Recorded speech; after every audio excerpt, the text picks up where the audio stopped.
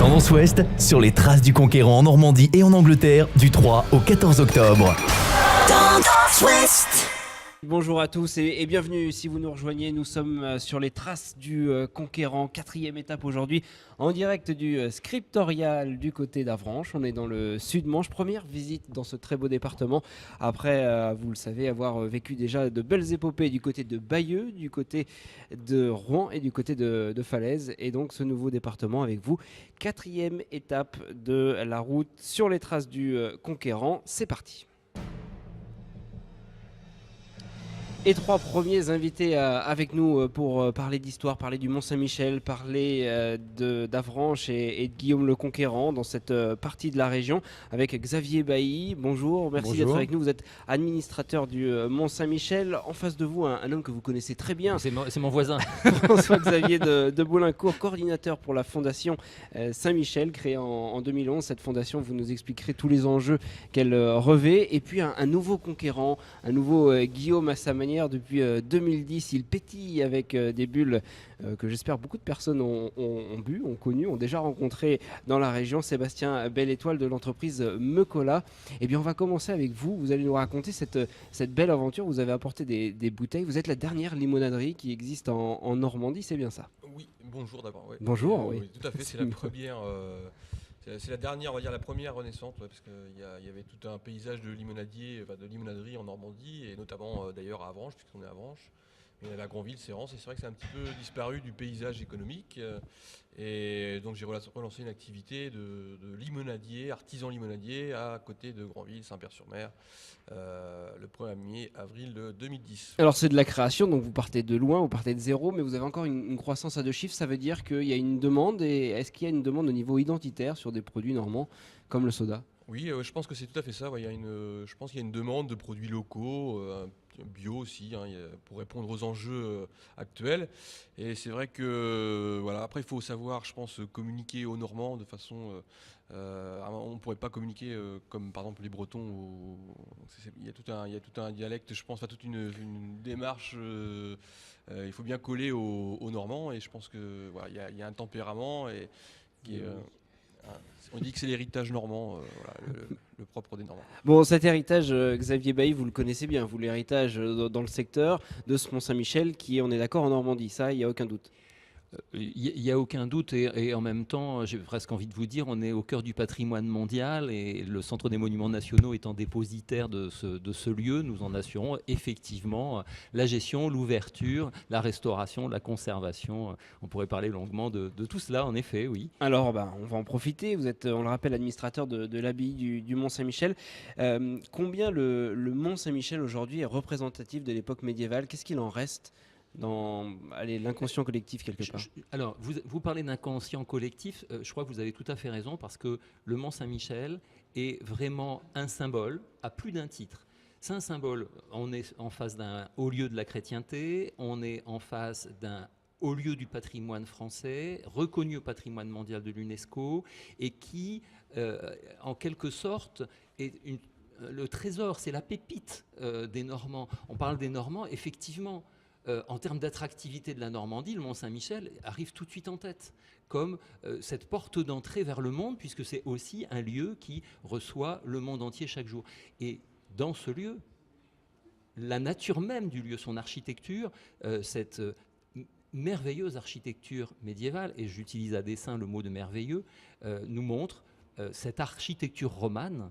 On parle du siècle de Guillaume, ce 11e siècle, eh bien, on y pénètre dans l'abbaye du Mont-Saint-Michel, on le touche du doigt, des yeux, à une architecture qui est toujours présente avec sa puissance, son audace et son talent. D'une certaine façon, c'est presque une incitation à parler de développement durable. Cette architecture, elle est toujours là, elle s'est inscrite dans l'éternité.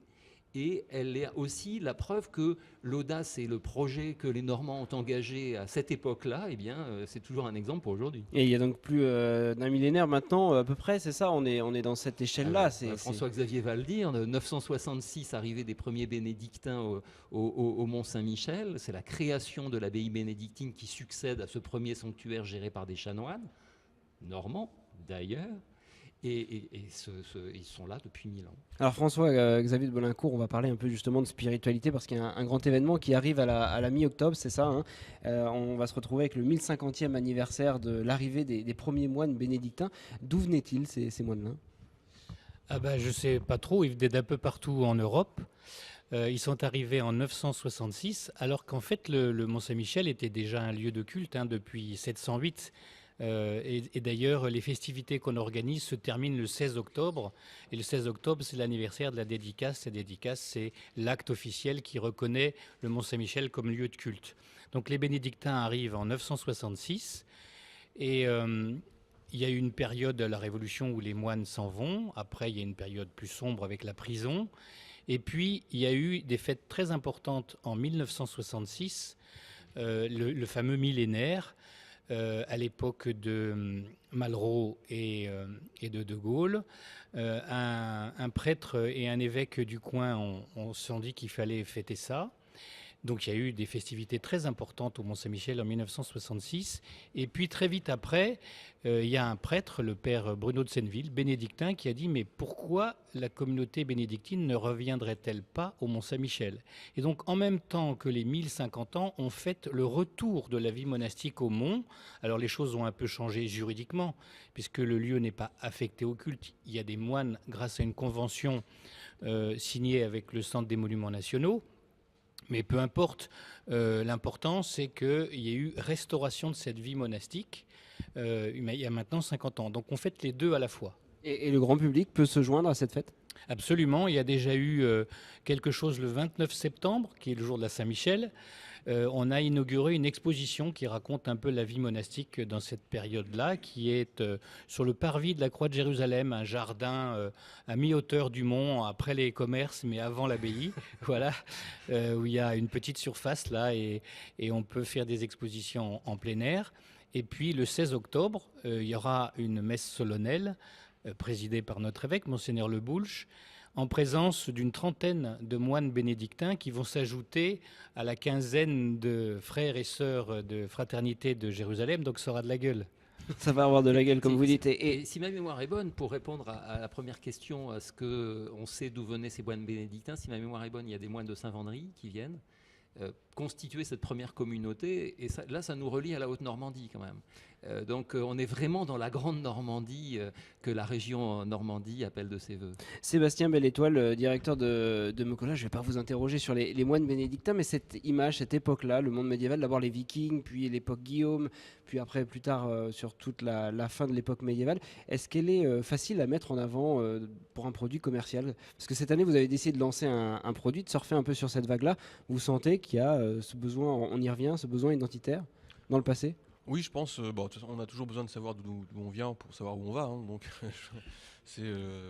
mais c'est vrai que, enfin, moi personnellement, je suis assez passionné par la Normandie, enfin, l'histoire. Alors après, je suis pas historien du tout, mais c'est vrai que j'adore cette période-là, et c'est vrai qu'on essaye de transfigurer ça sur les étiquettes. C'est toujours un clin d'œil. Alors on met toujours le Mont Saint-Michel on le fait apparaître. C'est une bonne idée, je trouve.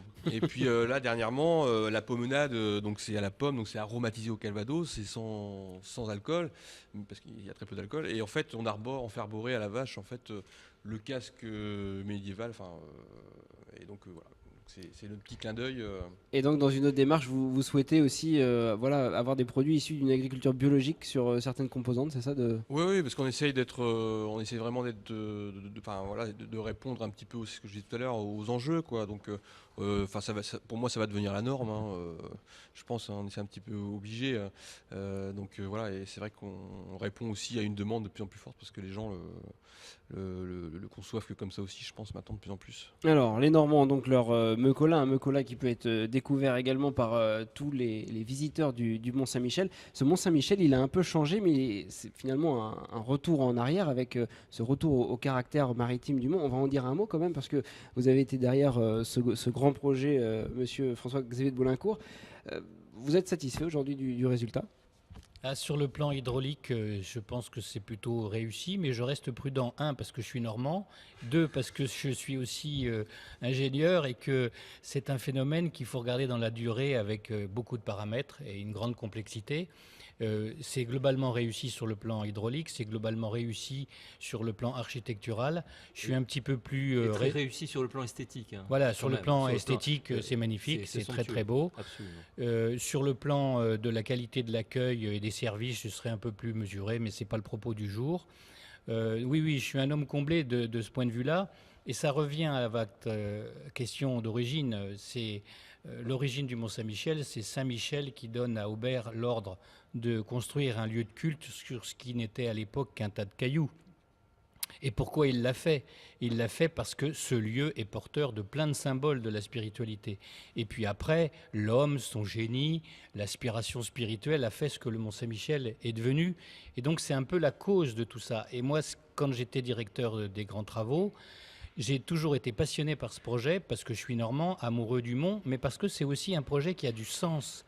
Ça n'est pas pour un projet public la dimension économique qui était première. Bien sûr qu'il y a une dimension économique, mais c'est surtout une dimension intellectuelle, spirituelle. C'est un projet qui avait du sens. Et c'est donc là ce lien fondamental avec la fondation qui a été créée en 2011, c'est bien Absolument, ça en découle. Le caractère maritime du Mont, c'est ensuite le caractère spirituel avec l'histoire qu'on a retracée. Et donc, il nous a semblé que, comme ce n'est pas le rôle de l'État, la laïcité est bien comprise, de s'occuper de ces affaires-là, que des laïcs portent le caractère spirituel, culturel et patrimonial du Mont-Saint-Michel avec une fondation et un lieu emblématique qui est le prieuré d'Ardevon, qui a été construit par et pour les bénédictins et qui finalement va refaire ce qu'il faisait à l'origine et ce pourquoi il a été construit, y faire ce qu'on ne peut pas faire à l'abbaye. Alors, Xavier Bailly, administrateur de l'abbaye du Mont-Saint-Michel, conserver un tel lieu, c'est un challenge de tous les jours. Là, il y a eu cet aménagement maritime. Quel est votre souhait pour les 10, les 50 ans, le siècle à venir pour ce mont ? Mon souhait, c'est que ce lieu soit le plus partagé avec tous ceux qui ont envie de s'en emparer. Et là, effectivement, il y a parfaite complémentarité dans nos actions. Le Mont-Saint-Michel, on le voit, et d'ailleurs dans l'offre du Centre des Monuments Nationaux, dans la politique culturelle qui est la nôtre, des visites familles, des visites thématiques dans le ciel de l'Archange. Je rappelais cette période carcérale qui a été une période absolument abominable, mais qui a quand même profondément marqué l'histoire et l'architecture du lieu. C'est le sens de notre action au quotidien. Vous me demandez quel est mon souhait. Moi, mon souhait, c'est que l'œuvre que nous menons, aussi modeste soit-elle au quotidien, se poursuive. J'en veux pour preuve la restauration du cloître de l'abbaye du Mont-Saint-Michel, qui est quand même un des plus beaux lieux du monde. Ce que dans notre jargon, on est ici dans un musée, on appelle un unicum, c'est-à-dire il n'y a aucun équivalent dans le monde. Le cloître du Mont-Saint-Michel, nous allons le restaurer. C'est un chantier qui commence dans les jours qui viennent. Donc c'est aussi un projet d'envergure, je dirais, internationale, mondiale, oui, mais à laquelle les Normands peuvent participer avec notre plateforme de dons en ligne. Oui, je parle d'argent, parce que tout ça, c'est aussi de l'argent.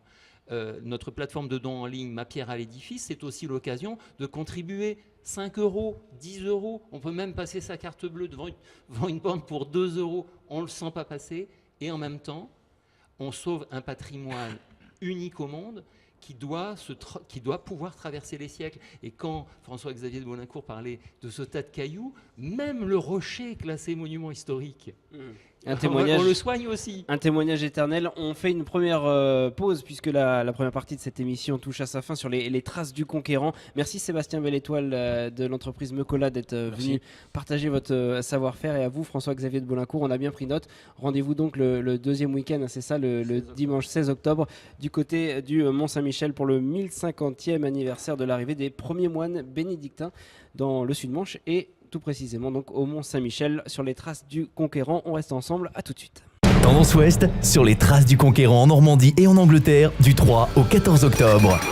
Tendance Ouest.